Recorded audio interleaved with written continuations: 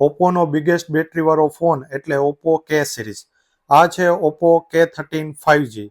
આ વખતે Oppo K13 5Gમાં ઘણી બધી સારી વસ્તુ છે, જેમ કે 120Hz AMOLED display, Snapdragon powerful processor અને 7000 બિગેસ્ટ બેટરી. તો આ છે ઓપ્પો K13 5Gનું બોક્સ અને આપણે કરવાના છીએ તેનું અનબોક્સિંગ.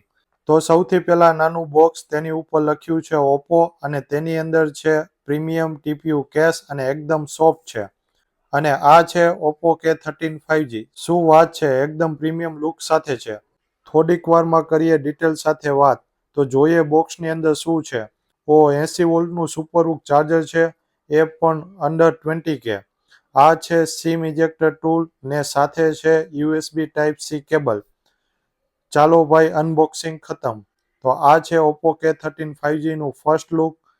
બેક સાઈડ જોવામાં કંઈક આ રીતના જોવા મળે છે અને ફ્રન્ટ આ રીતના જોવા મળે છે.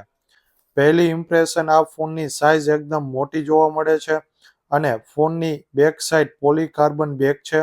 ફ્રેમ પણ પોલીકાર્બન જોવા મળે છે, પણ આ ફોનની બેક સાઈડ મેટ ફિનિશ જોવા મળે છે, જેનાથી ફિંગર્સ જોવા નહીં મળે. આ ફોન બે કલરમાં જોવા મળવાનો છે. ડિસ્પ્લેની વાત કરીએ તો આ ફોનની અંદર 6.67 ઇંચ ફૂલ HD પ્લસ એમોલેડ ડિસ્પ્લે જોવા મળે છે. તેનો રિફ્રેશ રેટ 120 Hz રહેવાનો છે. તો first impression beautiful. Right side volume key, power button જોવા મળી જાય છે. ઉપર side noise cancellation, IR blaster speaker જોવા મળે છે. લેફ્ટ સાઈડ એકદમ ક્લીન છે. નીચે તરફ speaker, Type-C, noise cancellation, sim tray જોવા મળે છે. કેમેરાની વાત કરીએ તો જોવામાં ટ્રિપલ કેમેરા લાગે છે, પણ ડ્યુઅલ કેમેરા જોવા મળે છે. 50 મેગાપિક્સલ પ્લસ 2 મેગાપિક્સલ. અને ત્રીજું છે સેન્સર છે, ફ્રન્ટમાં 16 મેગાપિક્સલ જોવા મળે છે. આ ફોનની અંદર 4K વિડીયો રેકોર્ડ પણ કરી શકાય છે. પરફોર્મન્સ માટે આ ફોનની અંદર છે સ્નેપડ્રેગન 6 જનરેશન 4, જે 4 નેનોમીટર પ્રોસેસર છે. AnTuTu સ્કોરની વાત કરીએ તો 7,90,000 આસપાસ જોવા મળે છે.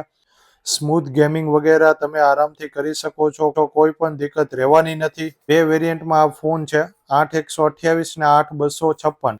તે સિવાય ફોનની અંદર 2 વર્ષના અપડેટ મળે છે, 3 વર્ષના સિક્યોરિટી અપડેટ જોવા મળે છે. તો મિત્રો, તમને ઓપ્પો K13 5G કેવો લાગ્યો કમેન્ટ બોક્સમાં જરૂર જણાવજો. અને હા, આ વિડીયો પસંદ આવ્યો હોય તો આપણી ચેનલને લાઇક, શેર અને સબસ્ક્રાઇબ જરૂર કરી દેજો.